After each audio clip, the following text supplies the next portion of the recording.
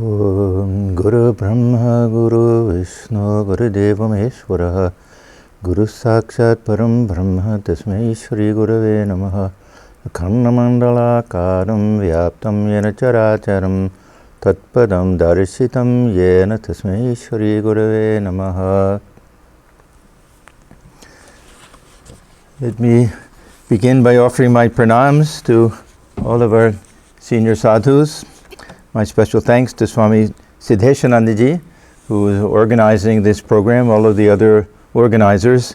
It would be wonderful if I could be there in person to see everybody and to experience the wonderful atmosphere of India and Kolkata and the home of M, Shri Ma.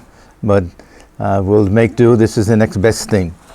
I've been asked to say a few words about Swami Swahananda from the perspective of having lived with him and worked with him, served him, Swami Swahananda as I've seen him. The difficulty is always that it ends up being very personal, and it's almost impossible to give a reminiscence like this without bringing myself into it. So I feel a little shy about that, but it's unavoidable, and I won't make any attempt to avoid it, because my relationship with Swamiji was very personal, and it's only through relating incidents that I had with him that I can really give a glimpse into his personality and what he meant to me. My association with him lasted almost 40 years. I met Swami Swahananda first in 1974. I had already been to India, and I was already steadfast and devotee of Sri Ramakrishna and Holy Mother Swamiji, and I was visiting some friends in San Francisco, and I was told, it was suggested to me by one of the devotees that I should visit Swami Swahananda, who was in charge of the Berkeley Center at that time. So I was in San Francisco maybe a week, but I ended up going 3 different times during that week. There was a metro that one could take that would go all the way from San Francisco to Berkeley. So I remember the first time I went, and I was struck by how welcoming he was. Of course, I had some type of introduction, so I wasn't a complete stranger. He knew I was a devotee, but how he invited me in and served tea and sat. We had a long chat. I told him about my desire to become a monk at that time, and I was so charmed by him that I came back either the next day or the day after, and then a third time during this short visit. On one of the trips, we went for a long walk together. Those who knew Swamiji at the end of his life have no idea how strong and tall and straight and thin and athletic he was when he was younger. Some of you will have heard about his prowess as a volleyball player, and how he was captain of his volleyball team at Calcutta University. But in any event, I could barely keep up with him. He walked so fast and was so chatty and so open that it was really a great joy. The third time I went, I got to hear him conduct a class on Bhagavad Gita, which was also something very wonderful. So we formed a little bit of a bond at this first meeting, even though I didn't see him again for a good number of years after that. I used to write to him every year at Durga Puja time.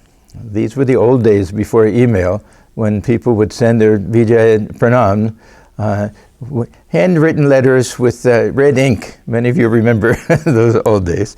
So, and he would always reply. So we kept up a relationship through all those years, which turned out to be something very, very important for me. In the meantime, I formed a great desire to do some study, to learn Sanskrit and to learn Bengali. I had a great desire to be able to read the Kautamrita in the original, and Gita especially, Upanishads also in the original Sanskrit. So I started taking some classes, and the next thing I knew that I was enrolled in a PhD program at the University of Pennsylvania, And as part of that, I had a year scholarship to go to India. And I lived in Kolkata and formed a very close relationship with Swami Swahananda. And really, I offer my pranam to Swami Swahananda. He was very instrumental and very helpful in my life. He encouraged me very much to join the order. At that time, my future was a bit uncertain. And he said to me, look, you're 30 years old, and there's a 30-year age limit. Put in an application for joining now. And probably they'll tell you to wait and finish your degree first, but at least it'll be on record that you tried to join before passing 30. He wanted me to join under him at the Institute of Culture. So I did that. I wrote to the General Secretary, Swami Atmajnananda Maharaj, and his reply was very interesting. We knew he would say, oh, let him finish first. Second thing he said was, tell him to write to Swami Swahananda, who was now in Southern California, the Hollywood Center, to write to him and request permission to join under him. So I was very happy that I would have that opportunity. A little disappointed, of course. It would have been nice to stay in India with all the holy atmosphere and everything, but I was so attracted to Swami Swahananda that it was very nice. Now, Swami Swahananda was very matter-of-fact about things. He was not one to get overly emotional and say, oh, how wonderful, you want to join, please come. So the reply I got was also very interesting and typical of him. He wrote to me, we have a quota. We have space for 45 monastic members and we're full. He said, but I'll make an exception for you. That's the way he put it. But you have to finish your degree. He said the same thing. Finish your degree and then you can come. So I did that. In 1981, I submitted my dissertation. It was accepted, and immediately I flew out. At that time, this was the beginning of March 1981. Swami Swahananda was still in India. There was a big monks conference. Many of you will remember in 1980. And he hadn't come back yet. So when he came back, I was one of the ones who went to the airport to greet him. And he looked at me with a big smile that he had, and he only had one question. Did you finish your degree? I said, yes, Maharaj. He said, very good. So that began my period of 16 years in Southern California. I didn't stay at the main center. I stayed in one of our branch centers, a retreat center at Trabuco Canyon. But Swamiji came every month, and I would be his attendant, and I would travel with him, and I would bring tea to his room and sit with him and everything. So I had ample opportunity for his company in those days.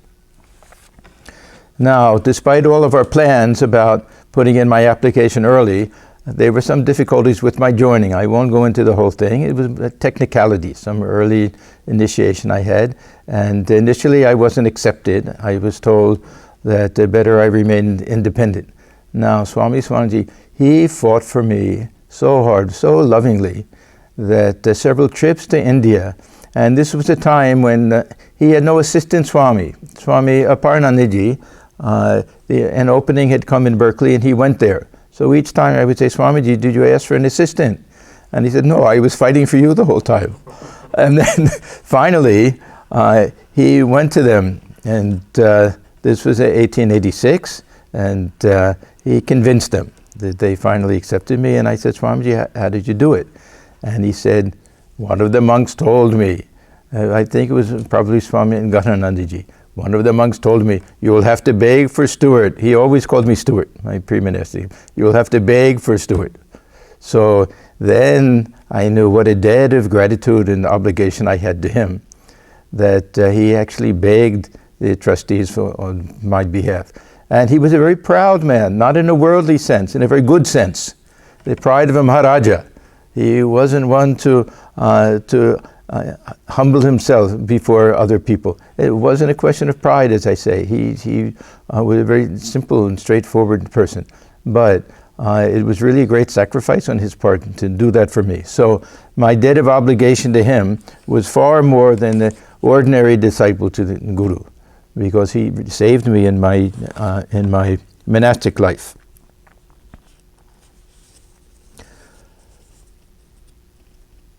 Sometime after this, within a couple of years, he came to me one day, and he had a piece of paper, I'll never forget, And I don't think it was the original, probably a Xerox copy of a handwritten Bengali letter, a short thing.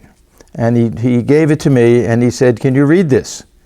Now, he knew I knew Bengali to a certain extent, but handwritten Bengali is difficult, and this was not written very clearly.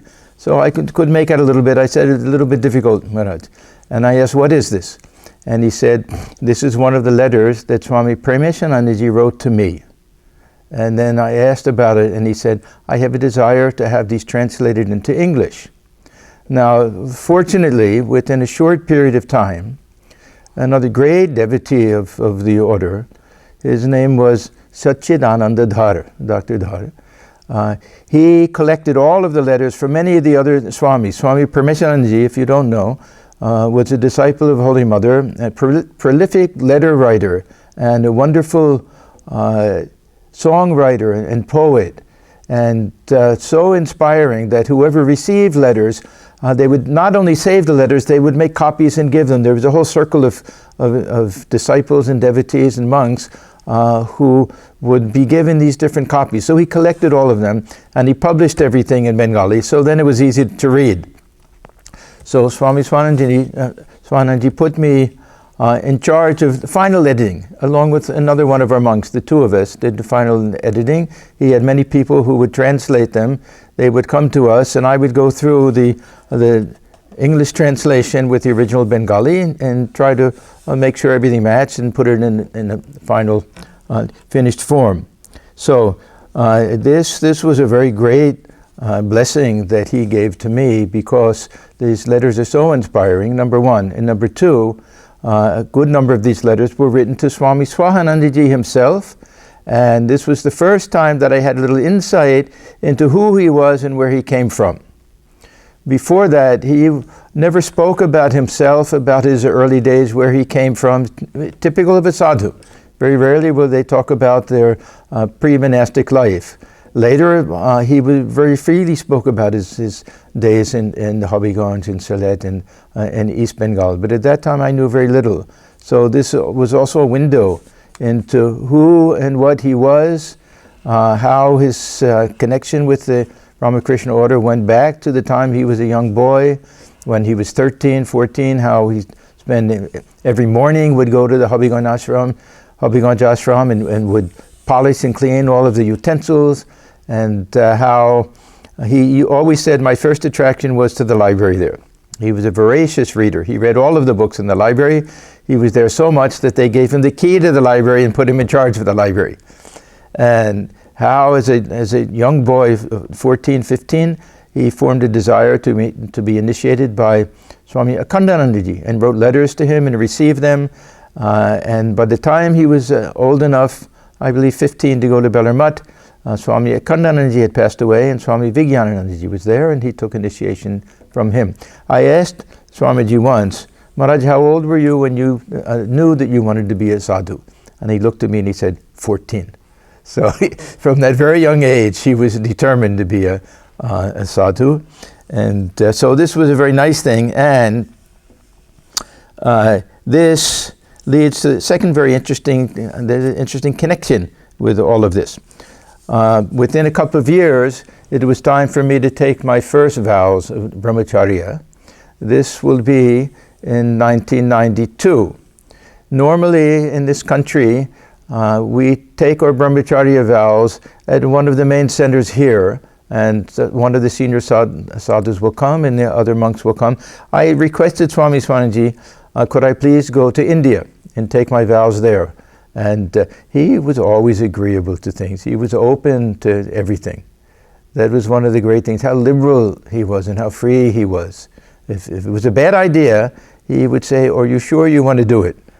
Very rarely would he say no. I'll give one other nice example. When we started our new temple in Washington, D.C., I went to him and said, "Maharaj, I have this desire. It would be very nice if we had a marble statue of Sri Ramakrishna." And he looked at me and he said, "Yes, if you really think so, you can go ahead." Now, I knew that meant he didn't like the idea. So then I said, no, Maharaj, it was just a thought, and I put it out of my mind. Within a few days, he came back and he said, yes, go ahead. And then I knew that. But the point is that he very rarely said no to anyone. So my time came to go to India for my brahmacharya vows, and I remember I was on a walk with Swami Swahananda. He loved to walk. And every morning when he came to Tribuco, we would walk all the way down to the gate and back. It was a nice long walk. And I said to him, Maharaj, when I go to India, he gave me 3 months leave. When I go there, where shall I go for pilgrimage after taking vows? And he thought for a minute. And then he said, go to Bangladesh. I was surprised.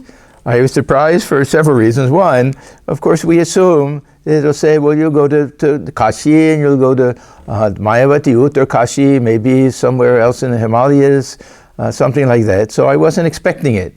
Then it occurred to me, okay, Swami Paramesanandaji.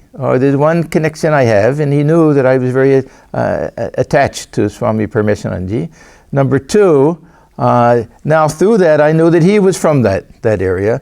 And there was a third reason why it appealed to me, that I thought how nice it would be to visit all of the places that Swami Vivekananda went to.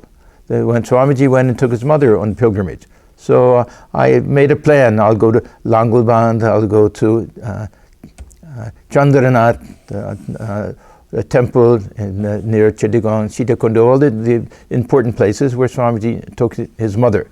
Now the thing that I didn't quite realize at that time is that Swami Swahananda was bestowing a tremendous blessing upon me. He was bringing me within the fold of his own family. He didn't do that with anybody else that I know of, certainly no other Western monks at the time, that my relationship with him, this guru-disciple relationship, of course, was a very close and wonderful thing. But he was really making me part of his family, because I didn't realize that so many family members still lived there. And he made every arrangement. He contacted all of the centers there. Of course, he was very close with Swami Aksharanandaji in Dhaka. I went there, he arranged everything for me. I spent time in Hobionj, which is where Swamiji grew up. He had his schooling there, probably he was born there also. And in his mother's village, Baniachung, I went there and I met all of the family members. So many are still there. Of course, by now, many had passed away. And Swami Swahanandaji's father passed away before he was born. So the real father figure in the family was his maternal uncle. And he was such a sweet man. And he knew all about me, that I was coming, was so excited. And when I got there, I couldn't leave his side. The whole time he'd be stroking my arm and he'd be looking at me, and he was practicing English. He didn't think that I knew any Bengali, so he was trying to, what will he say to me when I got there? So anyhow, I forged a very close relationship with all of the family members there. I got to see Swamiji's birthplace. I got to see his father's home, Putijori, not too far from there. And when I was at Bellarmut, of course, he directed me towards his nephew, Swami Priyavaratanandaji Nishit Maharaj, who either you've heard from already or will hear from, and who was my dearest and closest friend in Bellarmut. So I look upon him as my elder brother, and now Swamiji was really like a father figure in a literal sense, not just a guru-disciple sense. So this was really what I consider to be a tremendous blessing. And I know that he knew it, that he had that in mind. He wasn't sending me there because of so many great pilgrimage places, that he wanted to connect me with the family in that way. And even when at Bellarmut, a large portion of the family members live in Birati. This is where many Saletis live. And because of Nishit Maharaj, I went there and I've met all of his relatives from there also. So this is another great blessing, I feel, that he gave to me. 1996 was time for me to go to Bellarmut to take sannyasa. And of course, this was such a wonderful experience. I was so inspired. I came back, and again, I was given about 3 months leave. And when I saw Swami Swahananda again, this will be June in 1996, he dropped a little bit of a bombshell on me.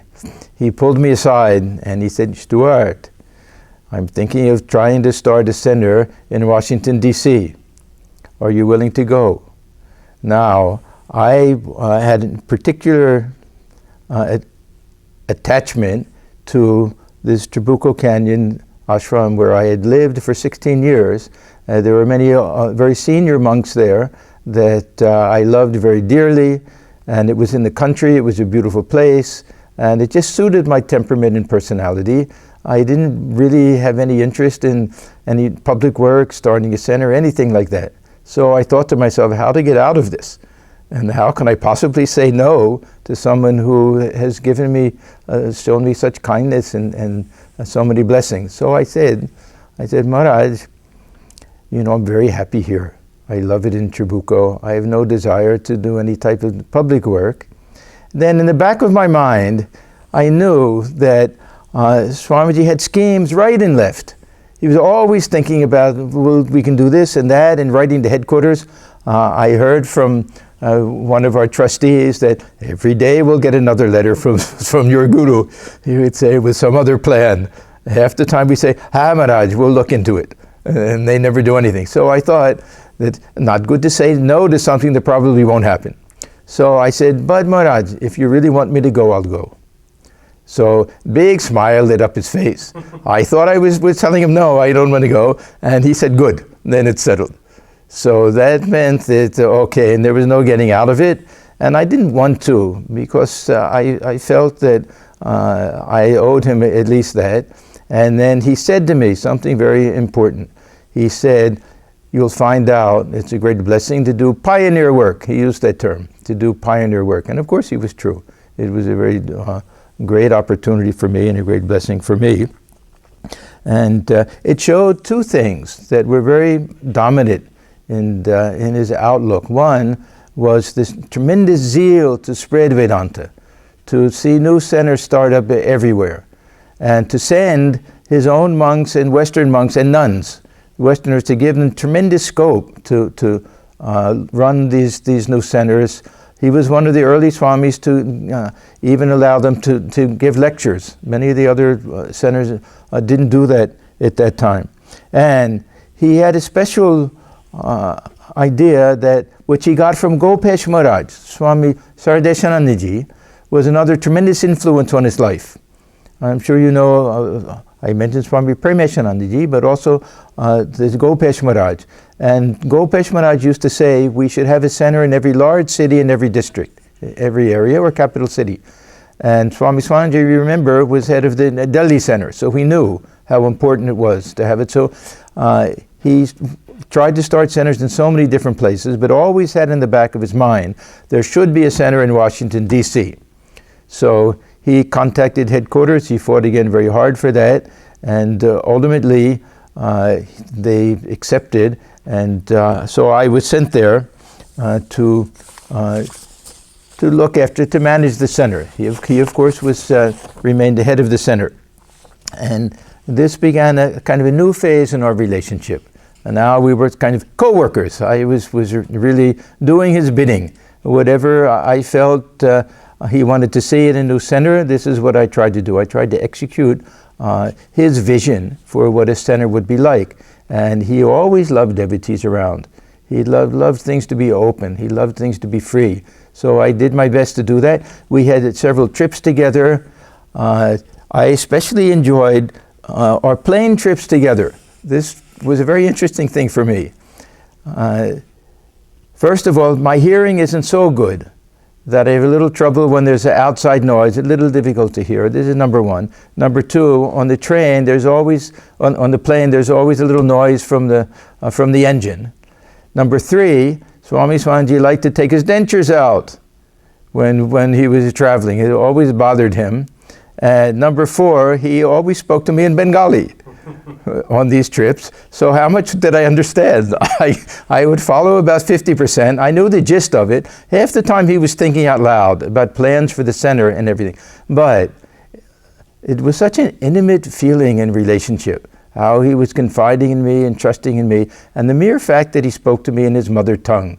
It was very touching for me, and that's one of the sweetest memories that I have of Swami Swahananda, when we would be sitting next to each other on the plane, and he with his teeth out and his heavy Sylheti accent and not very good pronunciation, and me with my bad hearing and poor Bengali and the noise of the plane, but still, just sitting side by side is a very beautiful memory. It's hard to explain, but a very beautiful memory that I have. But one of the trips that we took, we decided the local devotees had looked at different properties for us to purchase. There wasn't anything really settled here at that time. So we went together to 3 different places. I wasn't very impressed with any of them, but we thought we had very limited funds, and at least we can start out. Places were a little bit crowded, there wasn't much room, no parking, some difficulties. The next day, one devotee said, a different one, I'm also a real estate agent, can I show you a few places? And Swami Swahananda was too tired that day. He said, Stuart, you go on your own. So I went with another devotee, and we were shown a few places. The very last place we saw, the snow was falling and it was filled with trees. It was more out in the country. We drove in, the deer were romping around, and I looked at this place and I said, this is perfect. And so we went back and we told him, and price was about double. And he said, Stuart, are you willing to take on the extra debt and loan and everything? I said, yes, Maharaj. Then he said, all right, then go for it. He never even saw it. This is faith and confidence he had in those that he chose to do some type of work. He had a very nice way of saying when he wanted you to do something, he would just say, lagao, then go for it. So many times I would say, Maharaj, is it all right if we do this? He'll think he'd say, lagao, go for it. So this is how we got that property. And after that, Swamiji came every year, twice a year usually, for maybe 8 or 10 days, and what they call Anandar Heart, this mart of joy. When he came, he was so relaxed. Hollywood is a place of constant energy and hustle and bustle and problems and difficulties, and everyone has some questions for he no time to really relax. And when he came to Washington, he could just sit back, and the devotees loved him. They flocked to him.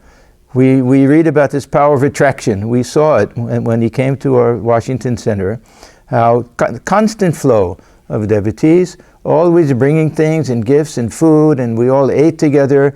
And then after eating, there would be joke sessions. He loved to tell jokes, and he loved to listen to jokes. And he would tell his jokes and laugh at his own jokes. And it was just a joy to see him. Devotees would come and massage his arms and legs, and he would just lean back and go for walks. He loved to walk and talk with the devotees. So I have so many very beautiful memories of the different trips that Swamiji made here. I also used to go back. The original idea when he sent me to Washington was that every 2 months in the winter you'll take a break, rather than a summer break or winter break, and you'll come back and you'll stay in Southern California. It never happened. It never happened. Things started moving very fast here, and it wasn't possible for me to get away, but I would go for a couple of weeks every winter, and I'll spend some time in Trabuco and then spend some time with Swami Swahananda in the Hollywood Center, and we would go for walks together.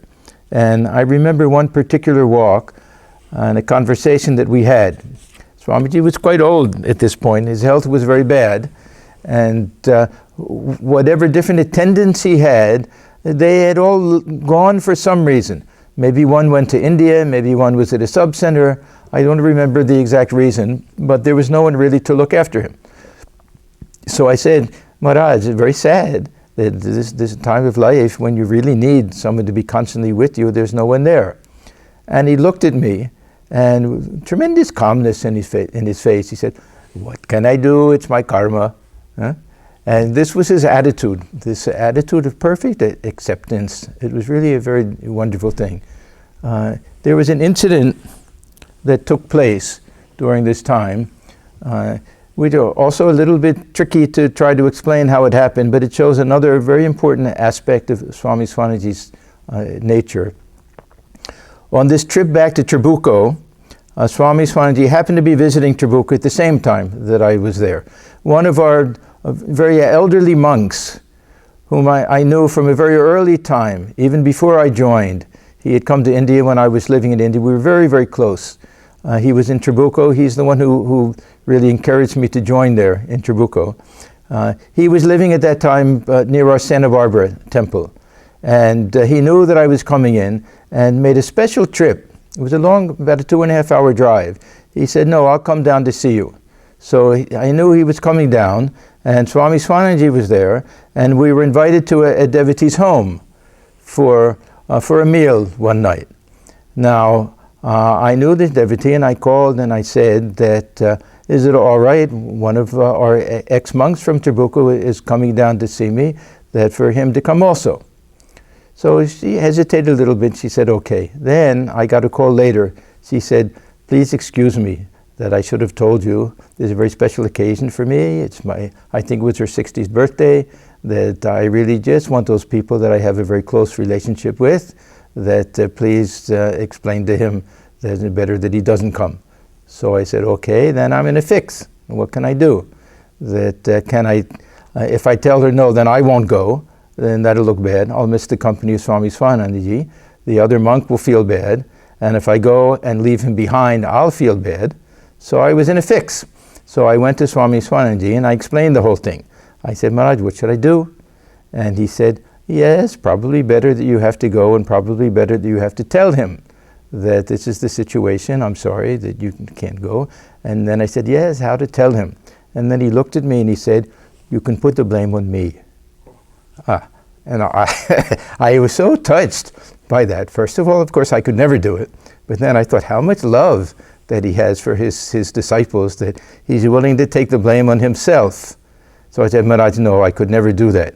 But it shows another side of his personality, not just a love for the disciples, but complete indifference to public opinion. He really didn't care. I saw it so many times where people would have a mistaken impression. They thought that he had done something that he hadn't done, that he wasn't welcoming to this person or that person, and he didn't care to correct anything. It was like, yeah, people will think what they think, what can I do? He had that attitude. So I was really especially touched by this one particular incident. I just want to mention a few of the stories and advice that he gave, and then I'll stop, that I think show also, gives a good insight into his personality. He used to tell the story of a man who suffered from a very painful ailment, and he went from doctor to doctor to see if there was a cure. No one could cure him. Then finally he went to a fortune teller. And he said to this fortune teller, see, I suffer from this terrible ailment. How long will I suffer from it? And she looked into her crystal ball and she said, you'll suffer for another 10 years. And he said, and after that? She said, after that, you'll get used to it. And he told this story so many times. This was his attitude, this titiksha, how he could bear tremendous suffering. He had a lot of physical ailments at the end. So this was one very special thing. Then he'd like to tell another story, that there was a minister who was meeting with his different advisors. There's a minister, not a religious minister, a government official, and there was a knotty issue that had come up. And one advisor came and said, I think it'll be good if you do it this way, and he explained all of his reasons and everything, and then the minister said, yes, you're right. Then the second advisor came, he told him something completely different, and he said, yes, you're right. Third came with a different opinion, and he said, yes, you're right. Then they all left. Now his wife was there watching and listening the whole time, and she said to him, what kind of man are you, that whoever says anything you simply say, yes, you're right? Have you no backbone? Have you no ideas of your own? Have you no opinion? You just go along with what anybody says? What kind of man are you? And he looked at his wife and he said, yes, you're right. And this was so typical of Swami Swahanandaji, that he saw everybody's point of view, And as I said before, he very rarely said no. He very rarely said, no, that's wrong. He would say, yes, you can look at it that way. And he would say, try it. Someone would say, well, what do you think? He said, give it a try and see if it works out. So this was very typical of his nature. And very final piece of advice that I heard him give many times. Of course, I could go on, but let me start with this, that Swamiji had a fondness for this expression, bind yourself to a routine. It was very, very helpful to me in my spiritual life. That he said, bind yourself. Now, first thing people will think is, where's the freedom in that? But there's tremendous freedom in that.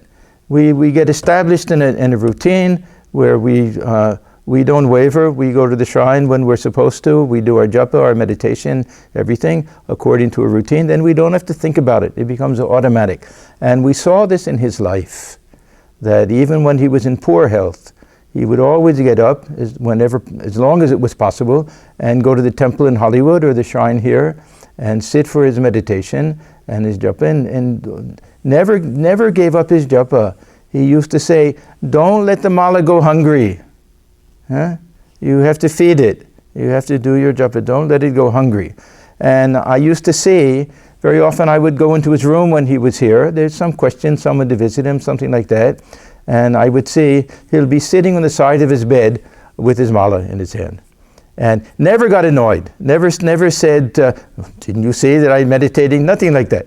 He would simply put it down and go ahead and do whatever he had to do. So this was another insight into his personality and a source of inspiration for me, that to see how regular he was in his spiritual life and his spiritual practice.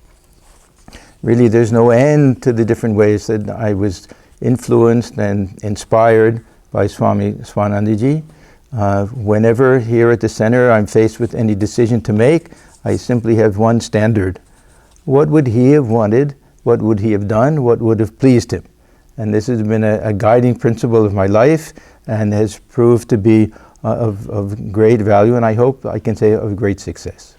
So again, I would like to thank everyone for organizing this, for giving me this opportunity and blessing, really, to say a few words about my guru, a man who was tremendously influential in my life and for whom I have tremendous love and devotion. Thank you.